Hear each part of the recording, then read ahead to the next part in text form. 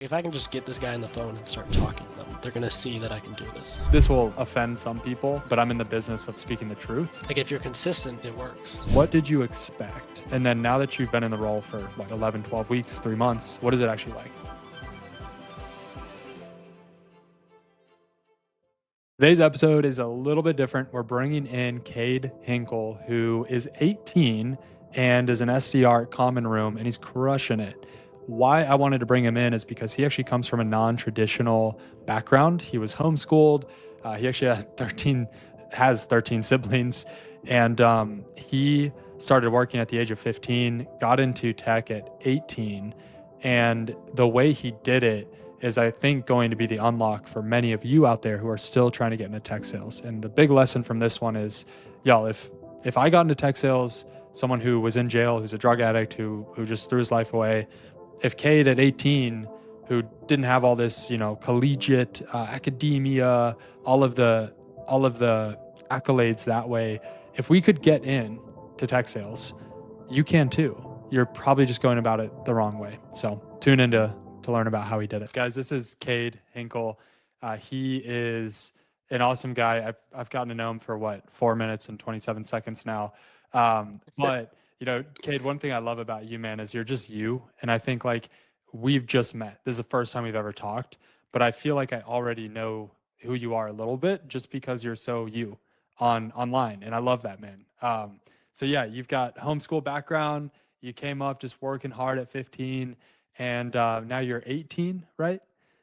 Yeah. Okay. Yeah. Crushing it over at Common Room. It is currently September 19th, and you've already hit quota. And yeah, man, you're doing a great job. So welcome. Thanks for hanging out with us here. Glad to be here, Jack. Thanks for having me on. Yeah, I've heard a lot of good things about you. Cool, man. Cool. Yeah. The goal of this, the people listening to this are typically people actively trying to break into tech sales, or they're curious to learn more about it. They're not sure what it is. So I think going into your background a bit is going to encourage a lot of people because it's non-traditional, but also help people tactically of what does it actually take to do well in this kind of work. So first question I was actually going to have is it's kind of more specific. So you were 18 when you interviewed at Common Room then, right? Yeah, so I turned 18 in February, but I had to wait till I graduated high school to start working. Gotcha. So I graduated in June and then started applying. Okay. And then I officially got the job on July 2nd. Okay, cool. So one of the things that I personally struggled with a bit, and something I saw a lot of people struggle with as they went from even college to corporate, is they felt so young compared to corporate. And so you feel like a little kid almost, and you're like, wait, these are adults and they have titles and they're fancy and corporate and professional. And all of the confidence just drains because you're like, oh, I don't want to mess up. And there's this pressure. So what would your encouragement be, especially you being 18, like when you're approaching this scary big world of B2B SaaS corporate, how do you engage with people where you get to be you and not be this insecure, scared version of yourself? It's not necessarily scary. I thought it was going to be, but I'm still just at my house on my computer. And I mean, titles are just all fluff at the end of the day. It's just another human you're talking to. I don't know about other companies, but Common Room has been super nice. All of my colleagues are amazing, and my boss, Florin, I'm really grateful that he hired me and gave me a chance. And yeah, they're all really nice. It hasn't really been scary. Did you have any Kinda of that imposter syndrome or whatever, approaching tech sales, or you just went for it? No, I'm not a big fan of imposter syndrome. Okay, break that down. Tell me about that. Well, I deserved. I don't know if I deserve to be here, but I'm on the same. We're all here for a reason. I'm not. Don't know how to explain this, but if you don't believe in what you're doing, then you're not going to do it well. If you have imposter syndrome, it's just I don't really believe in that. I wonder, and I again, I'm a big proponent of homeschool. Do you think that the way you grew up plays into your self-confidence now, approaching tech sales, which is for some people a big scary thing? You just approached it so boldly and confidently. Do you think any of that played into it? 100%. Yeah, I was well, one, I was homeschooled. Number two, I have 13 siblings, so there's a lot of, let's say, like talking, manipulating, persuading. So I'm kind of used to the like sales. And I wouldn't call that sales like persuading, but I'm saying like Yeah.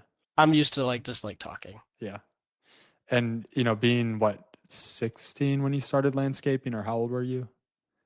I was about 16, yeah. 16. Okay. So how did you develop business? Like, were you actually going neighbor to neighbor? Like, what did that look like? That was through posting too, so very similar to how I get meetings on LinkedIn now. I was on an app called Nextdoor. Next Not door. sure if Come you're on. familiar. Heck yeah. Yeah, so I was posting on there and I got like 4 jobs, and then from there I just did word of mouth. Yeah. Yeah. So I landscaped too. That was all high school, all college, even during the Nice. summers, man. I love it. My mom she would come out with me and do jobs with me, bro. And she sometimes would outwork me. And I'm like, wait, I'm like a 17-year-old high schooler. Like, why is my mom still dragging mulch bags and I'm not? Like, this is ridiculous. So um Were you doing door to door? it No started on next door next back door, then, man. right? 100%. Oh, there was? Yeah, yeah, that was early days. I don't know how the app Next has door. changed because I'm about probably, Okay. 11, 10 years older than you are. But yeah, there was Yeah. Nextdoor back then. And I think for me, I I grew up in a traditional educational system, like public school, all that. But I did have situations in life, like we were military family, so we had to move a lot. So I had to adapt every 3 years to a new friend group, new environment. So that helped me become more confident. Um, Doing an entrepreneurial job, right? So I started working at 15 too. I was scrubbing dishes in the back of a bar that was like 2 minute walk from my house. And that was at 15. And that's my parents made us work at 15. And it was great. And then I start landscaping. So I think for the average American though that grows up, they're probably not super involved in those kinds of things. They're kind of just following the system. And the system is you go to school, you graduate, and then you get a job. And so I think any opportunity people have to step out of that and go put themselves under a little bit of risk, pressure, like the growth is exponential there. Yes, absolutely. I'm grateful for my parents. They encouraged me like if you want to do something, then like don't go to college for it. Mm, Um, like you only need to go to college if you know what you want to do and you need college for it. But yeah. majority of the time, you don't need to go to college. Yeah, full agree. My wife and I have already agreed to fund like maybe half of the total kids we have, their education. Because my son, for example, I'm going to teach him how to start businesses. And, he can go do whatever he wants, but I'm going to empower him to start his own agency, start his own this, start his own that. Because to your point, I don't think college is kind of necessary anymore, unless you're going like doctor, lawyer, or something like that, of course. Yeah, yeah. I mean, anything else you can like go to the library and learn it. Like you don't need to sit in a classroom and listen to this people Yeah. talking. Yeah. We'll say people. Um, are you going to homeschool your kids one day? Yeah, absolutely. Awesome. There's Okay. no way I could put them in public school. Yeah, dude, I totally feel you there. It's bonkers now. So, um, Yes. okay, cool. And then do you know if the common room application for your role had a college requirement on it? No, I do not. I'm sure, but I did see, I know a couple did. It's like degree required. And then, um, well, say I actually did interview with a company. It was one that was, I knew it was a bad company, but I wanted to do it for some Mhm. experience. And also they offered me the interview, so I was like, well, sure. And it was like college degree required, blah, blah, blah. And they were like, what's your GPA? I was like, I have no idea. And then Common were like, they didn't care. They're a startup. So I was like, cool. Yeah. Yeah. But it's funny how like the worst company is like worried about your GPA and Yeah. your degree. Oh, And I dude, was it's like, wild. okay. It's why, oftentimes those companies pay like 60K total OTE, and then you find like a common room, and it's like, hey, we're gonna take care of you here. We're gonna invest in you.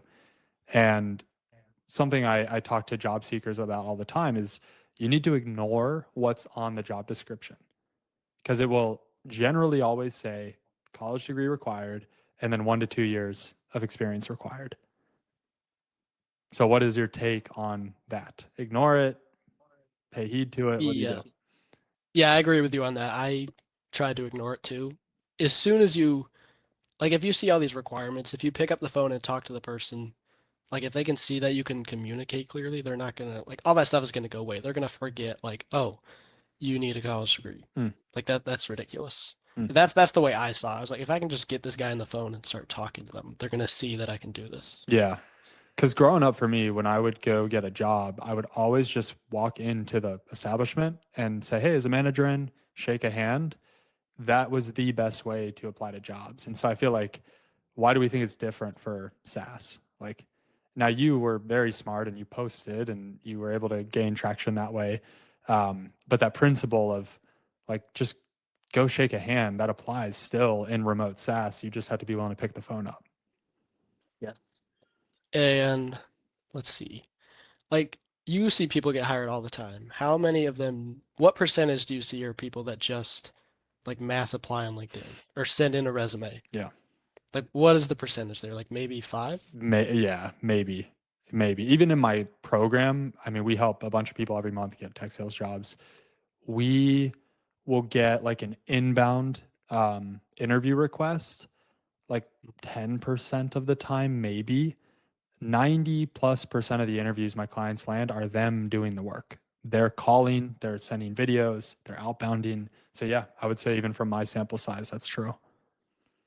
And whatever, I tell people to not just look for people that are hiring.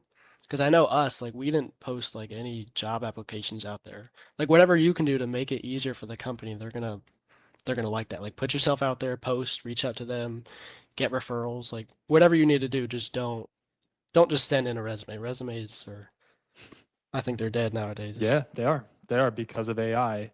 So you're left with one of Yes. two options. You're either going to spend, you could probably make a ChatGPT prompt.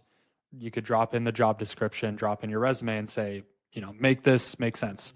That probably takes 10 Yeah. minutes per app. And then you're hoping you make it past the AI. And then now you're going to somehow land an interview.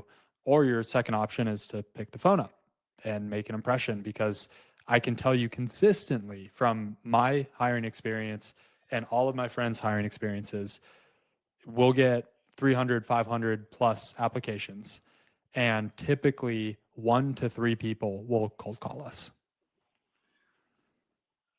And it's crazy because you're writing your resume with AI. I mean, I see posts about this all the time, and then it's getting read by AI. Like there's not even a human in the mix. Like just Yeah.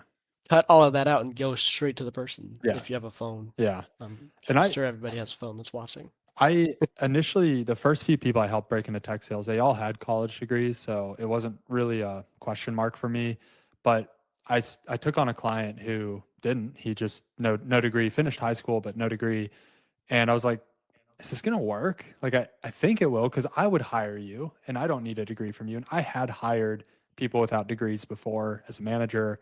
But ever since then, I mean, probably 50% of my clients don't have college and they are fine. They don't have experience, they don't have college, and they get jobs usually in around a month. And so I just want a myth bust out there for anyone that's like struggling, like, oh, dude, should I? I talk to people, they're like, yeah, I'm going back to get a master's degree. And I'm like, why? So I can get into tech sales. I'm like, no, who's telling you this? So, Cade, you're exhibit A, man. Like, you don't need any of that. You just need good work ethic. Yes. I'm lucky I was raised. I mean, it's just I think it's just how they're raised. It's not their fault. Yeah. Um, but I was raised where it's like you don't need to go to college. You can do whatever you want. So Mm. I'm on the lucky side. Yeah, man. I mean, I was 23 or 24 when I got into tech sales, and you're 18, so you have 6-ish years on me. And so if I already was able to promote to leadership and stuff within a 5-year span in tech, like you apply that same span for you, I mean, you're going to be in leadership by the time I joined tech. Like that's insane, right? And so the goal, again, I feel you. There's an empathy there that like not everyone's raised the way you were with these belief systems, but that's why we want to share this stuff, because it's like, y'all, you don't need to do anything crazy or special or fancy. Just Just go work hard, pick up the phone, call managers, be confident. You can do this. Yes. And if you don't listen to my words, just like take it from me.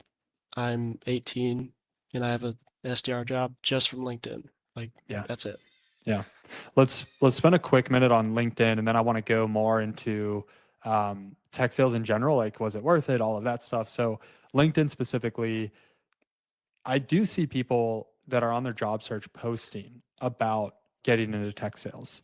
So I have an opinion there, but tell me first, like when you say you were posting, what were you actually doing? What was the content of what you were posting? Made one post. It was about under 60 words, I think.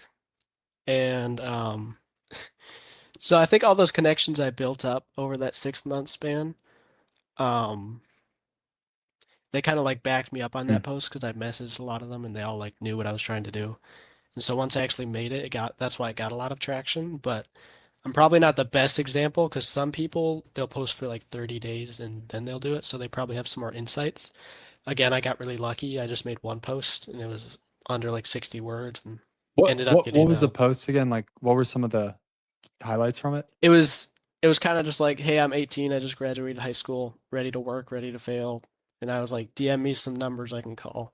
And that's Nice. basically all it was. Specific to tech or just I want to work? No, SDR. I'm looking SDR. for Okay. SDR roles. Okay. Yeah. Okay.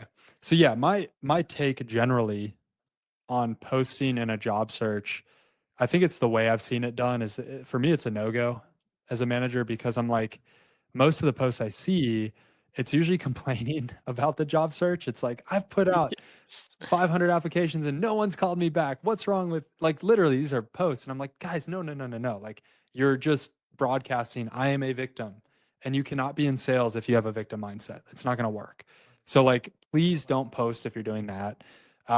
What I do like about your post is it was proactive where you were asking for numbers to call. You weren't even asking for, hey, can someone get me an interview? You're saying like, hey, what can I do? Like I'm ready to do something. Can you give me something tangible to go do? So, um, yeah, I could see why that worked because you immediately showed proactivity and initiative rather than, hey, I'm posting on LinkedIn, someone come save me.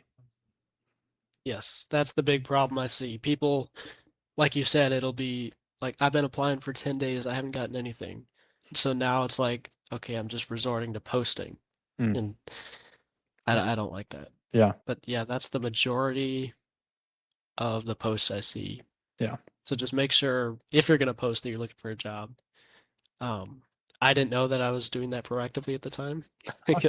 My CTA there, but again, I got lucky. Yeah. Yeah. Well, it goes back to how you were raised. And, this will offend some people.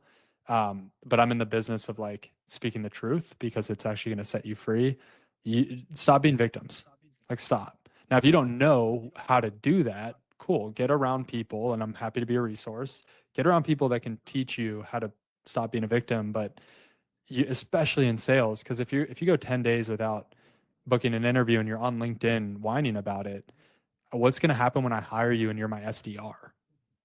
Like, I don't want, and I think that's what rubs me the wrong way as a manager is it's that kind of person that I'm like kind of scared to bring onto the team because it's like, are you going to start posting about like how this is unfair, this is wrong, or are you just going to shut up and get to work and like let's go win together?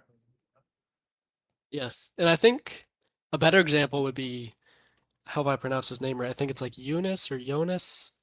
He was posting for like 100 something days, Yeah, and then he got a job. That's obviously one of the more extreme cases, but like if you're consistent, it works. I respect that. Yeah, and I'm sure. I don't know. Do you think? Did you see any complaining? There you go. Nope, Yeah, no. I'd be really cool. I think that's awesome. Like you posting one of do you know John Cianello? Have you met him? Yeah, yeah, yeah. Okay. Yeah, so I actually hired him. Hi, John. What's up, John? I hired him and one of the main reasons like he's an awesome guy, but one of the main reasons is he was actually writing a blog, a personal blog just about his regular life. And he showed me that as part of his application and I was just like, wow, like none of my other people I've ever interviewed ever are writing a blog in their free time. Like this guy's he's going to be a good SDR.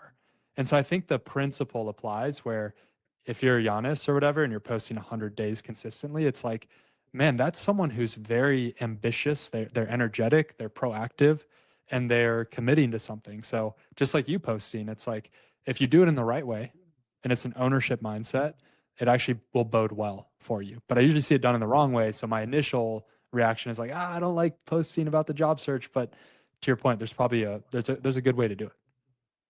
Yes. And John is doing really well at Praxis, right? Oh yeah, dude's crushing. I'm sure you know about I'm gonna have a funny story about Praxis. My uncle started that company. I'm sure you know that already, but I didn't know that. it's a funny connection. No way. Okay, I had Because no like idea. John initially reached out to me, I was like, "Oh yeah, I know about Praxis." That was funny. That's funny. You're like, yeah, I'm the son of the guy.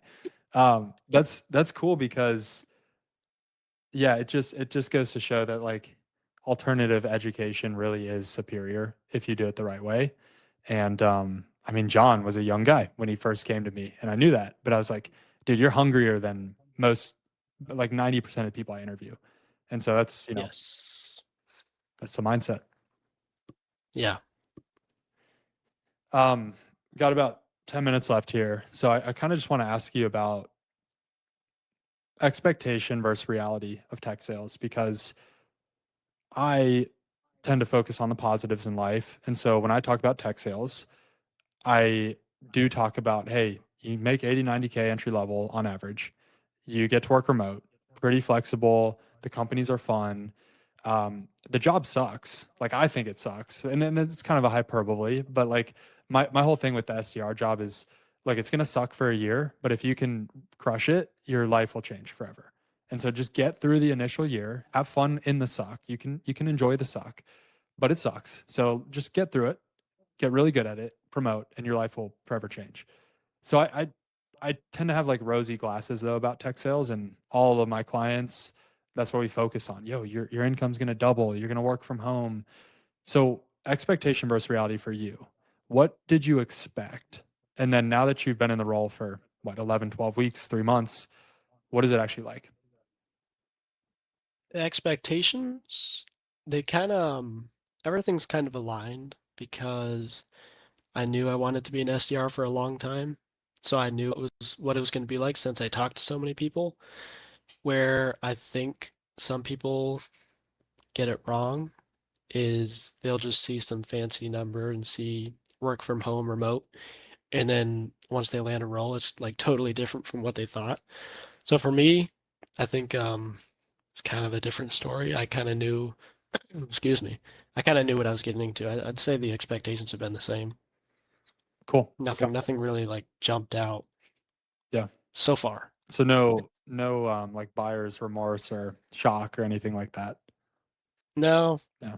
I mean, I thought there was gonna be, but it's been a little surprising so far. What did you do to learn about tech sales then, to where it wasn't a like a jarring transition for you? Like it was aligned. Like what did you actually do? YouTube? Did your dad, because he's plugged in? Like where did you even discover tech? My dad's an engineer, but it was my uncle that started Uncle, Praxis. sorry. Okay. Sorry, just to clear that up. Yeah, thank you. Yeah. Taking sales courses, I don't think they're helpful. Mm. One of them was, Troy Barter's was, but sales courses aren't the best because they're just not hands-on. I think I just took them for my resume and to put them on LinkedIn. So if you can do that, that's nice to show that like you're willing to learn about it.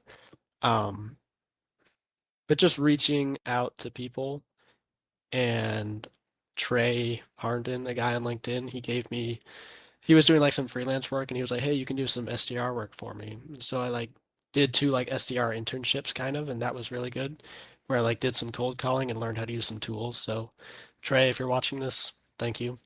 We're meeting on Monday, so I'll see you then. But yeah, just reaching out to people on LinkedIn and asking for advice, especially people, they're going to help you way more than you think they will. Yeah. I mean, salespeople are awesome. Yeah, I full agree. And so yeah, I think the conclusion that you're drawing is essentially like stop learning about the work and start getting in the work, even if you're not even a formal SDR. Like go talk to salespeople on LinkedIn. We're pretty responsive. We're not responsive to lazy people though. If you just send me a message that says like, hey, I want to get an interview at your company, I'm going to be like, ignore. Like, no, that's not how this is done. But if you reach out and you're like, hey, I saw you're crushing it over there as an AE, you've been there 6 months. I know you guys are hiring. Just curious, like, what would your top pointer be for me to get in front of the team? Like, even that, it's a similar question, but it's more developed and it's less lazy. So that's I think what you're getting at, right? Is like start to integrate in tech, start to reach out to people instead of just watching YouTube videos for 9 months thinking it's one thing and then it's actually not. Yes. And it's crazy because now I get some of those messages. And the way the average message is, if you spend just like 2 minutes on their LinkedIn profile, you're going to be like already in the top 1%. Mm. And that's insane. Insane to say that. You're right, because on a LinkedIn profile you can see like dog dad or I love hiking. Like those are the good ones. That's like the headline stuff. About section will usually have something interesting in there, and then you can always default to work experience. So like if I was trying to get your attention, Kate, I'd be like, hey, favorite Firehouse sub, what is it? And then you'd be like, oh, like that's different, I'll engage with that maybe, right? Or I mean, this is the most boring one, but like location, like you could go for that, right? Like, yo, how's Maybe. San Diego this time of the year? But even that would be better than what I usually see, which is just like, hey, I applied to your company, can you help? Or something like that. So Yes. It's like, I'm interested in Common Room. Can I pick your brain for 30 minutes? And I yeah. feel bad saying no, but Yeah, don't ask for time. We don't have time. And like you have to earn the time. And if you don't ask for the time, the irony is they'll give you the time. And so yes. yeah, ask thoughtful questions. Probably the best thing to do is send a voice memo through the LinkedIn app. Like those are always interesting because it's like what is on the other side of this play button? Like they work on me because I'm like, what am I about to hear? What does this person want? So yeah, do the work. I'm a big fan of voice messages. Yes, send those to me. Yeah, I love it. You're going to message me. Cool. So last two little tidbits here, kind of quicker. One is people starting out in tech sales. What's your best advice for them? I know that's so vague, so broad, but like you just started the role. What's like the one of the best things you could do? Listen to your managers. Yeah. Break that down for a second. Like why? How did you learn that, or why is that true? I think specifically for me, since I was posting on LinkedIn, you get a lot of unsolicited advice, and it's all from people that don't know your situation. They don't know who you're selling to. They don't know the ins and outs of your company, and your managers have lived that. So listen to them. Yeah. This is one of the quickest areas I've seen my hires fail. And it sounds arrogant to say, but like you have to comply with what I'm telling you to do. I'm good with you bringing your own edge and creativity, but like my sole purpose is to make you successful as an SDR. Why would I have any other motive or incentive to lead you down the wrong track? I've made Yeah. XYZ amount of SDRs successful in this role before. If you follow the playbook, it'll work. And usually people just don't implement the playbook. Yeah. And Lord willing, you'll have good managers. I don't know how it was for you, but Yeah. I definitely do. Yeah. Typically, yeah. And if they're not good, they usually find a way of weeding or leaving the company, I'll say. So, Yes. okay. Last piece of advice, another vague one. What's your advice for people wanting to get into tech sales? I can say what worked for me, which is just get on LinkedIn, do everything LinkedIn, especially for sales. Every salesperson is going to be on LinkedIn. Um, and if you want to get into tech sales, there's no way that you can fail because the average person does not put in enough effort. So if you want to do it, just try different things, be different, and I can guarantee that you can get in. Yeah. And one thing, Kate, I think you've done really well. That's a really good takeaway for everyone else is embrace your story, embrace your unique edge. Like, dude, I was chuckling when I was researching you, like you have homeschool as your education. That's awesome. It's funny. And what I see people do, especially people that go through like, all right, I won't name names, but the generic break into tech sales programs, they'll all have the same headlines like tech sales, SDR, revenue generator. It's like you're not unique enough. And so what I tell my clients to do is, hey, what's your hobby? Put that in your headline.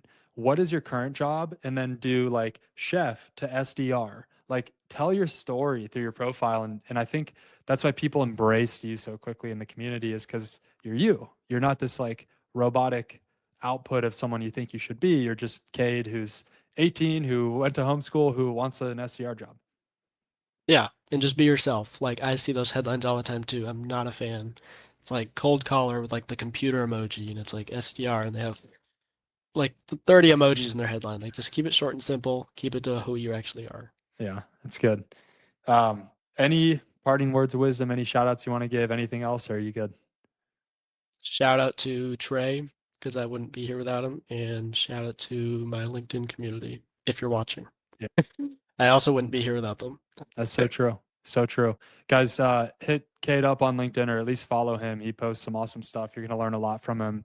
And yeah, I think, Cade, you would agree. I would agree with my own story that if we could do it, you can definitely do it. You just got to do it the right way. So, Cade, thanks for hanging out, man. Appreciate you. Appreciate it, Jack. Later. Thanks for listening to that episode, y'all. Cade is awesome. You can just tell his demeanor, his confidence. It's cool. I want to be like Cade when I grow up. I'll just put it that way. Look, a lot of the stuff he's talking about and we're talking about, it's not to make you mad and make you feel bad for your current approach to your job search. It's to empower you. It's to expose that what you're doing right now isn't working. Here's a different way that'll actually get you results. And so if you need help breaking into tech sales, specifically around how do I structure my resume? How do I leverage LinkedIn? How do I find good jobs? How do I interview? How do I actually get engagement from these managers? I have a completely free guide linked below to a school community I made with almost 3,000 people in it now. And it shows you step by step how to break into tech sales. So if you're out there and you're wanting to actually like implement some of the changes and actually start having success getting into tech, jump into that free community. And if you're someone who's ready to do this right now, you can grab the other link linked below, which is a link to meet with my team. What we'll do is we'll put together a game plan for you, given your current job, your work history, and what kind of job you're trying to land in tech. And we'll help you build that roadmap, the step-by-step plan of like what you actually need to go do to do it. And we'll also be able to break down coaching to see if that's something you need. My clients have helped over 200 now with a 99% success rate. Some have had no college. A lot of them don't even have sales experience. Some do. Doesn't matter what your background is. I'm confident I can help you if you're willing to put in the work. It's not easy. You will work hard. You will go through a life transformation. But our current program averages 38 days. That's how long it takes us to help someone like you get into a great tech sales role. So either way, we've got resources to help you. Thanks for tuning in. We'll see you on the next one.